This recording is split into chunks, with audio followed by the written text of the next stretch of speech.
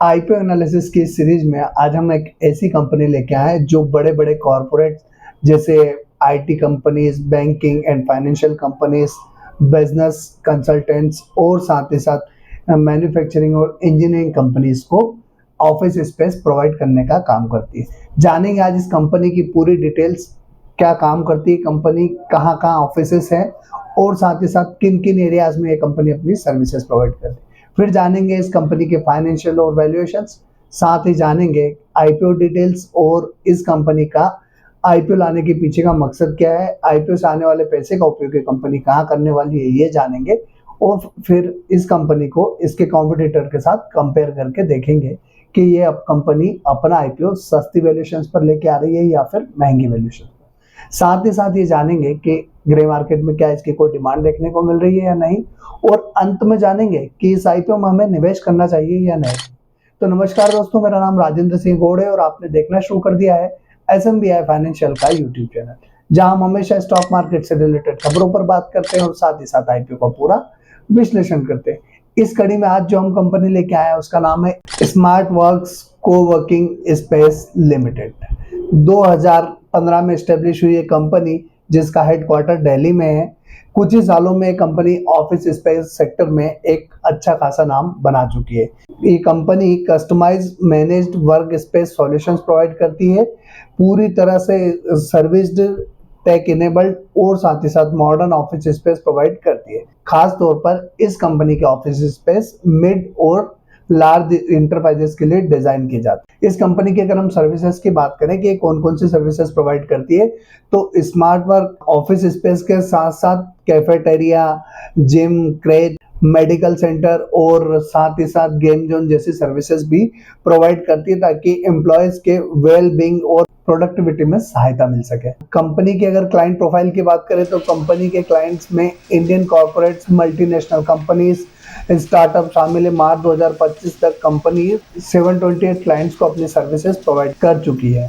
Company का business model एक managed platform पर आधारित है, जहां 4 मेन स्टेक होल्डर होते हैं: क्लाइंट, लैंडलॉर्ड्स, क्लाइंट के एम्प्लॉयज और सर्विस पार्टनर्स। ये कंपनी क्या करती है कि ऑफिस प्रेमाइसेस रेंट पे या लीज पे लेके फिर उसमें अपना इंफ्रास्ट्रक्चर डेवलप करती है और उसके बाद फिर इसका ऑफिसेस को वेल मेंटेन्ड और एक होटल की लॉबी जैसा इंफ्रास्ट्रक्चर या इंटीरियर डेवलप करके फिर कंपनी इसको प्रोवाइड करने का काम करती है। अब अगर हम इस कंपनी के रेवेन्यू मॉडल देखें तो कौन कौन से शहर से कितना रेवेन्यू इस कंपनी को आता है, तो बेंगलुरु कर्नाटका की बात करें तो 23.37% रेवेन्यू मार्च 2025 में आया है। वहीं हैदराबाद की बात करें तो 11.65%, मुंबई से 7.31% और साथ ही साथ अदर सिटीज से 24.81% का इसका रेवेन्यू है। मोटा मोटा अगर हम बात करें तो जो बड़ी सिटीज हैं वहां इस कंपनी के ऑफिसेस ज्यादा ऑक्यूपाइड हैं और काफी बेहतर इसको रेवेन्यू शेयरिंग वहां से आ रही है।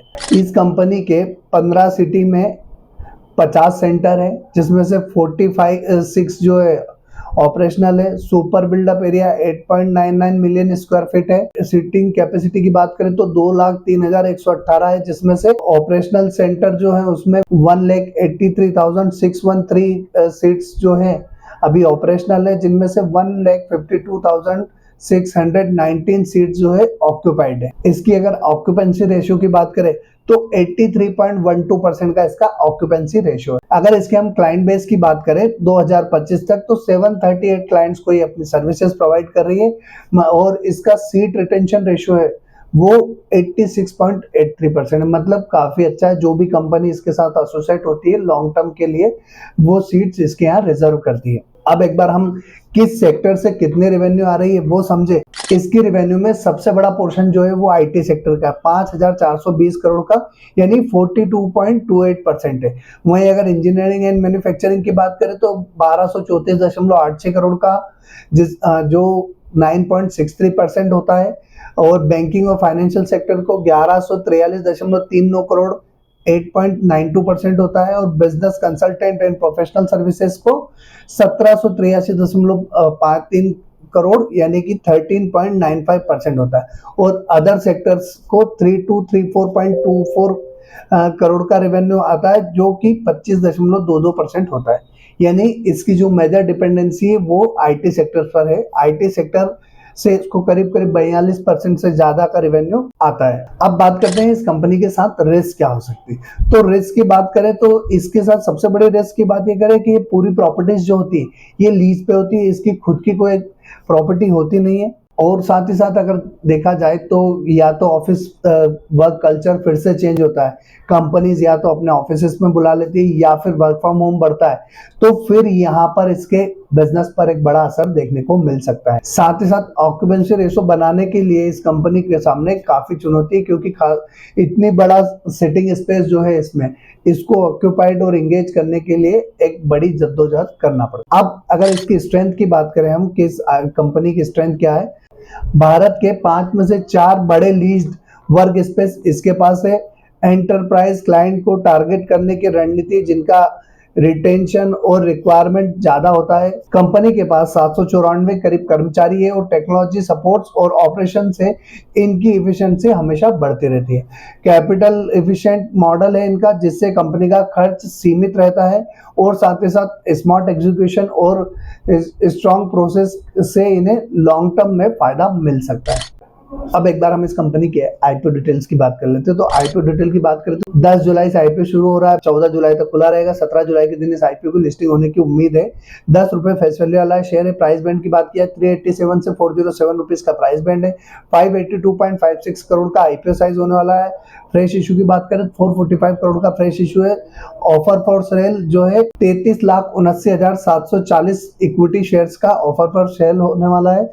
बुक बिल्ड इशू टाइप है, बीएससी एनएससी दोनों पर लिस्टिंग होगी। अब अगर एक बार इन्वेस्टमेंट की बात करें तो रिटेल का मिनिमम जो है एक लॉट में 36 शेयर के लिए 14,652 रुपए के लिए अप्लाई कर सकते हैं। रिटेल का जो मैक्सिमम है 13 लॉट के लिए अप्लाई कर सकते हैं, 468 शेयर के लिए 1,90,476 रुपए के लिए। स्मॉल एचएनआई का मिनिमम 14 लॉट में अप्लाई कर सकते हैं, 504 शेयर के लिए 2,05,128 रुपए के लिए। और बिग एचएनआई का मिनिमम जो देखें तो 69 लॉट में अप्लाई कर सकते हैं, 2,484 शेयर के लिए 10,10,988 रुपए के लिए। फाइनेंशियल्स की बात करें तो कंपनी के जो फाइनेंशियल्स है मार्च 23 से मार्च 25 तक के शो किए।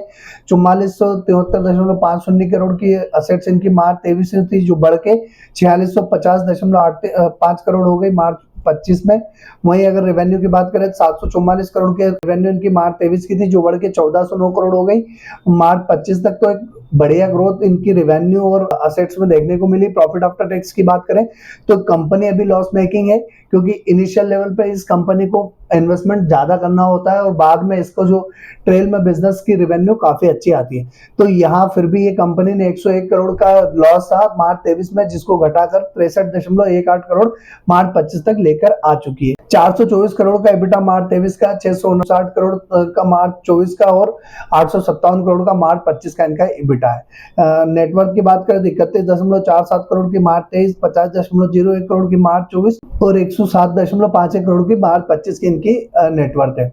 रिजर्व एंड सरप्लस की बात की जाए तो -46.23 करोड़ की इनकी रिजर्व मार्च 23 की थी, 29.01 करोड़ की मार्च 24 में हो गई और 4.69 करोड़ की मार्च 25 तक इनके पास रिजर्व्स अवेलेबल है। बोरोइंग की बात की जाए तो 515 करोड़ की बोरोइंग मार्च 23 की थी, 427 करोड़ की मार्च 24 की और 397 करोड़ की मार्च 25 की इनकी बोरोइंग। तो कॉन्स्टेंटली बोरोइंग घट रही है, इनके पास रिजर्व सरप्लस आ रहा है।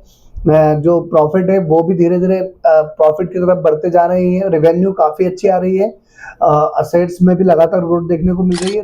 अब एक बार हम इस कंपनी की वैल्यूएशंस की बात करें तो 42.30% ROCE है, डेब्ट टू इक्विटी रेशियो 2.90 का है, रिटर्न ऑन नेटवर्थ -58.76% है, एबिटा मार्जिन 62.39% है, प्राइस टू बुक वैल्यू 38.58 का है, EPS -6.12 का है। अब एक बार हम इस कंपनी को इसके कॉम्पिटिटर्स के साथ भी कंपेयर करके देख लेते हैं। इसका जो कॉम्पिटिटर है वो है AW fish space solutions limited, जिसका 9.75 का EPS है। वहीं अगर स्मार्ट वर्क को वर्किंग का देखें तो -6.18 का है। NAV की बात करें तो 1078 की NAV इसकी स्मार्ट वर्क की है, 4592 की NAV फिश स्पेस सॉल्यूशंस की है। और अगर पी रेशियो की बात करें तो 63.18 का पी रेशियो जो है AW स्पेस सॉल्यूशंस लिमिटेड का है, जबकि स्मार्टवर्क का अभी पी रेशियो अवेलेबल नहीं है। रिटर्न ऑन नेटवर्थ की बात की जाए तो 14.78 का AW स्पेस सॉल्यूशंस का है। वहीं रिटर्न ऑन नेटवर्थ अगर स्मार्ट कोवर्किंग का देखें तो -58.76 का। तो अगर इसके कॉम्पिटिटर जो इन्होंने जिसके साथ कंपैरिजन दिया है उसके सामने अगर देखें तो ये कंपनी महंगी वैल्यूएशंस पर आईपीओ लेकर आ रही है।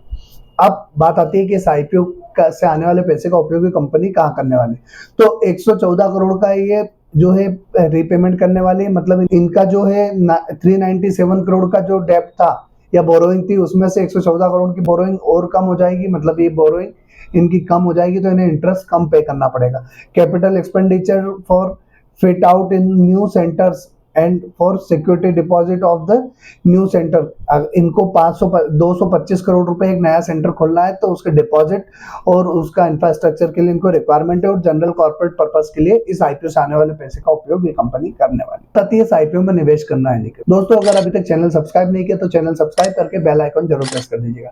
साथ ही साथ टेलीग्राम, इंस्टाग्राम, फेसबुक, ट्विटर सभी का लिंक डिस्क्रिप्शन में, जहां से आप हमें फॉलो करके लेटेस्ट अपडेट प्राप्त कर सकते हैं। डीमेट अकाउंट का लिंक हमने डिस्क्रिप्शन में दे रखा है, जहां से आप अपना डीमेट अकाउंट ओपन करके अपनी फाइनेंशियल जर्नी या फिर आईपीओ इन्वेस्टिंग स्टार्ट कर सकते हैं। अब बात आती है इस आईपीओ में निवेश करें या नहीं करें। ग्रे मार्केट के प्रीमियम की बात करें तो अभी 6 से 7% की प्रीमियम है और जैसे जैसे आईपीओ पास में आएगा इसकी प्रीमियम बढ़ सकती है। क्यों बढ़ सकती है? क्योंकि न्यू एज कंपनी है, नया कॉन्सेप्ट है और नए कॉन्सेप्ट वाली कंपनीज को मार्केट एक अच्छा रिस्पॉन्स देता है, बाद में कंसोलिडेट होती हैं। अभी अगर बात की जाए तो इस कंपनी के आईपीओ में अगर एंकर इन्वेस्टर अच्छे आते तो डेफिनेटली निवेश किया जा सकता है।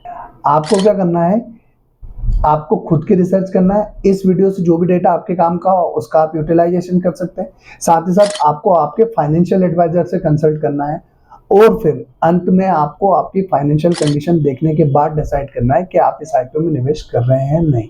अगर रिस्क रिवार्ड रेशियो आपके फेवरेबल है तो आपको करना चाहिए, रिस्क रिवार्ड रेशियो फेवरेबल नहीं है तो आपको इस आईपीओ से दूर रहना चाहिए। जो भी आपका डिसीजन हो कमेंट बॉक्स में कमेंट करके जरूर बताइएगा। तो दोस्तों आज के लिए इतना ही, अगले वीडियो में फिर मिलेंगे, तब तक के लिए जय हिंद।